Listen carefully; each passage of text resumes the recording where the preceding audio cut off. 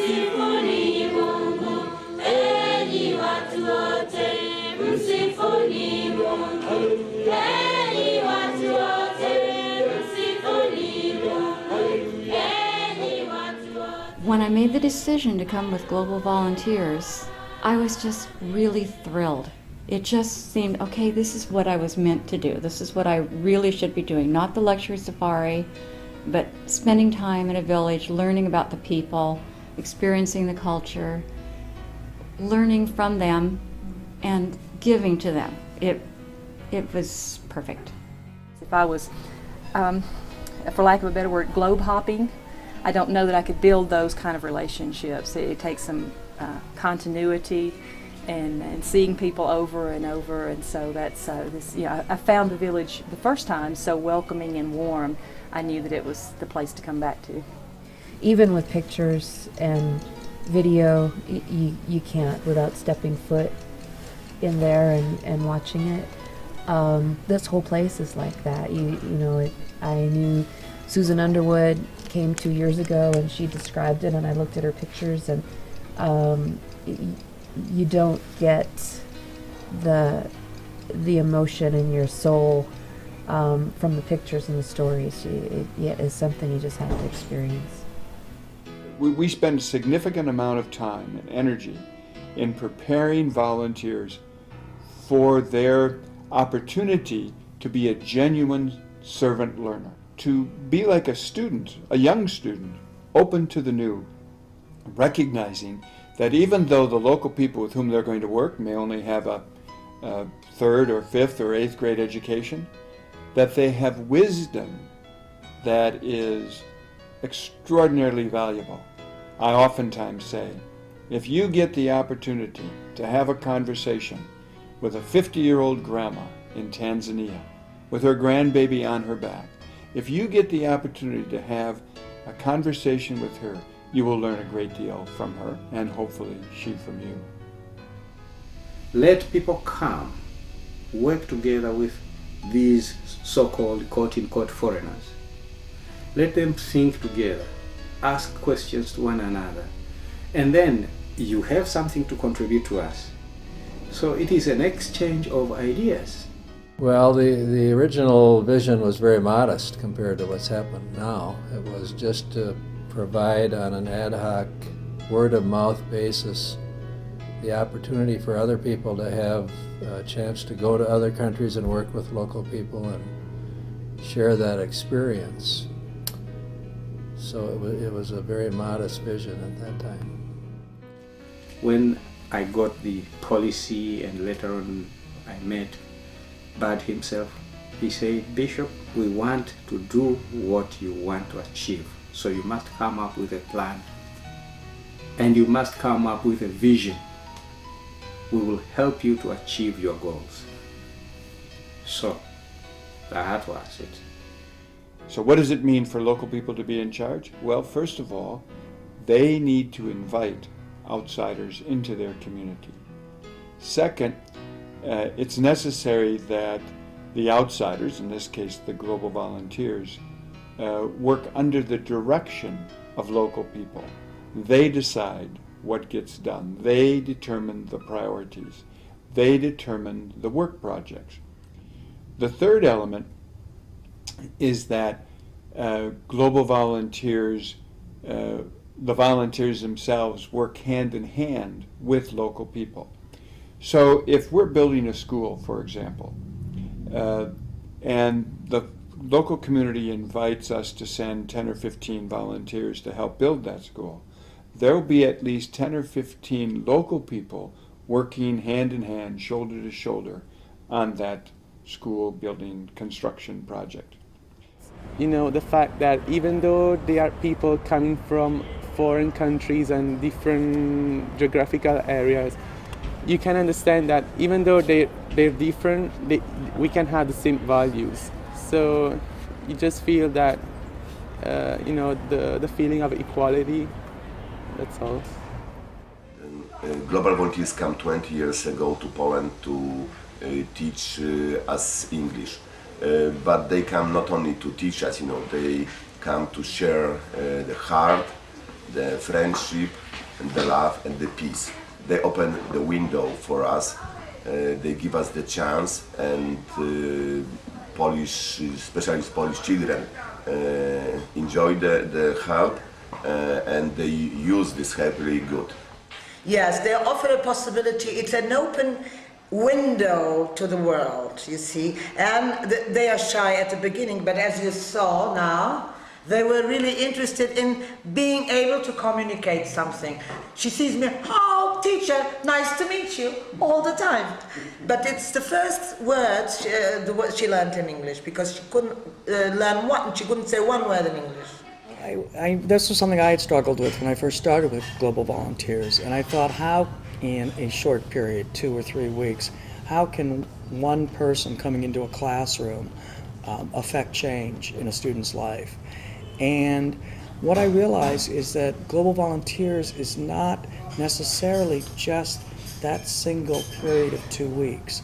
Because of the commitment, because of the long-term relationships, I then become just one of a series of volunteers that the students in these programs have an opportunity to meet and interact with, and that we really do have a lot more in common than those things that separate us, such as language or geography. The students are almost teenagers. They are from 18 to 20. They like something new, and especially they're very excited to meet the foreigners who speak real native speaker of the English. Because we are learner of English. We are only some years older than them. So it's a great chance for us to have a talk, to listen, and to learn a lot from the volunteers. So I think that the volunteer is not only useful for the students, but also for the English teachers here. Prospective volunteers often ask, what can I actually do within 2 or 3 weeks? And the answer is, not very much. But when you're a volunteer connected to a team of volunteers who are in a community for 2 or 3 weeks, and that team is one of several, perhaps tens or hundreds of teams of volunteers, then each individual volunteer becomes a vital link in a long chain of volunteers. In practical terms, this means that schools are built, community centers are constructed, health clinics are set up, people have access to services that they otherwise would not have.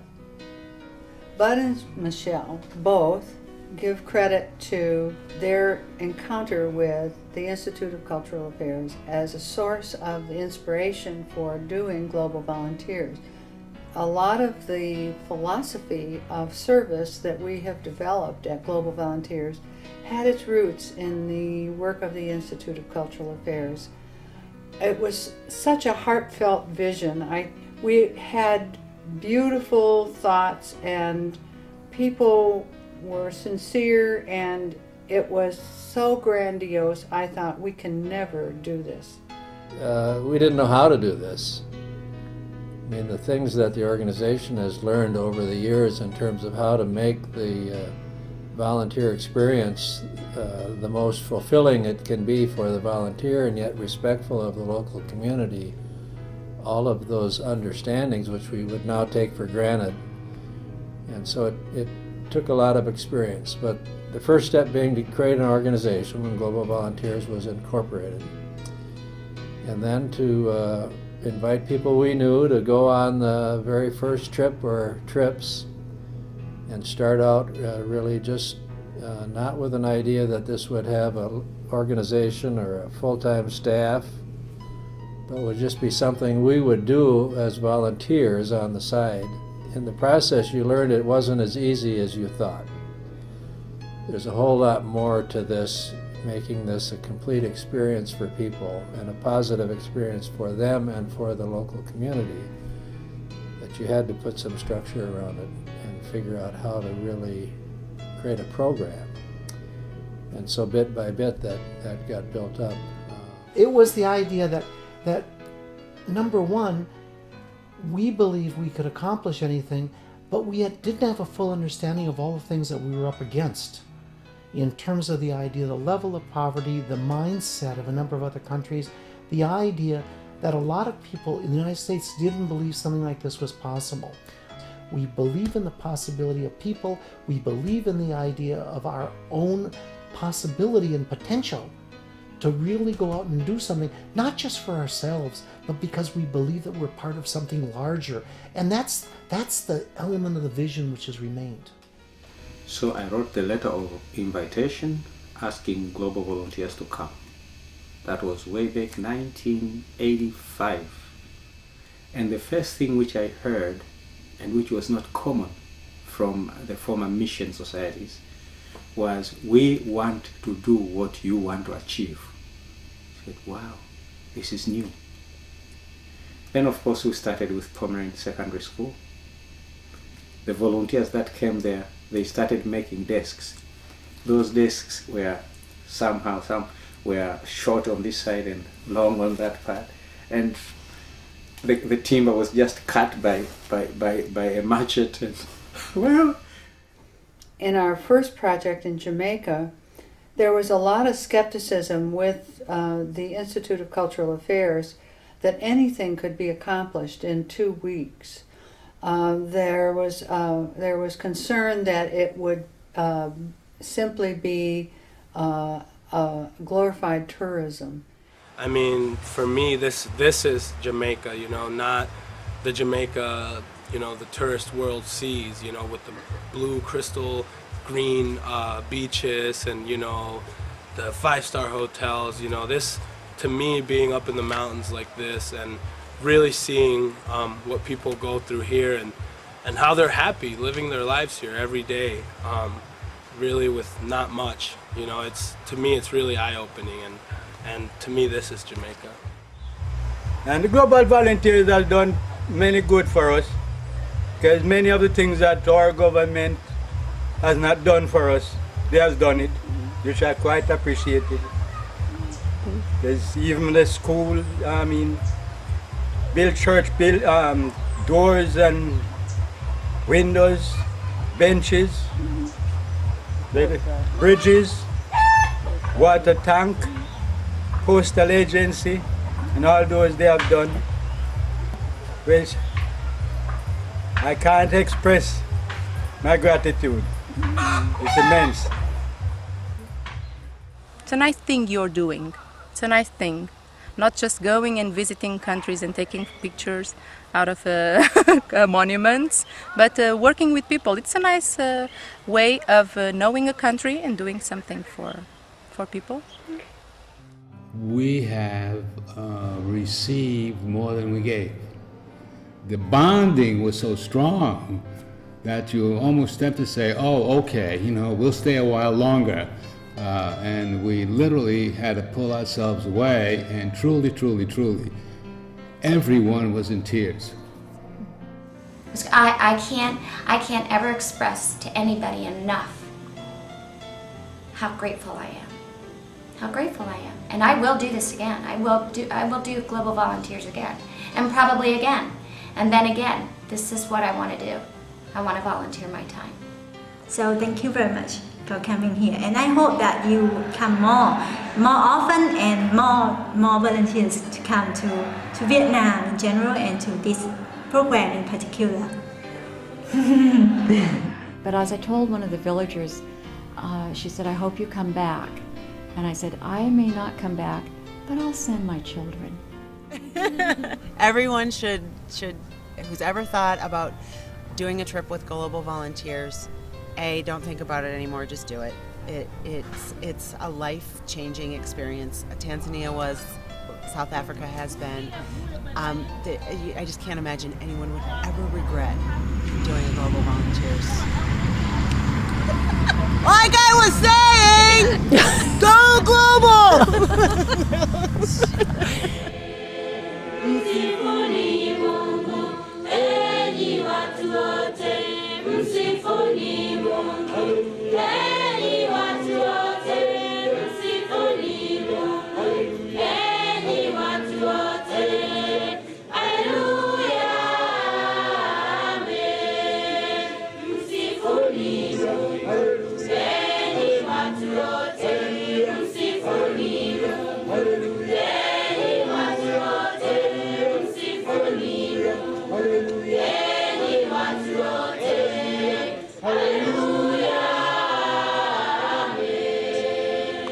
Hallelujah.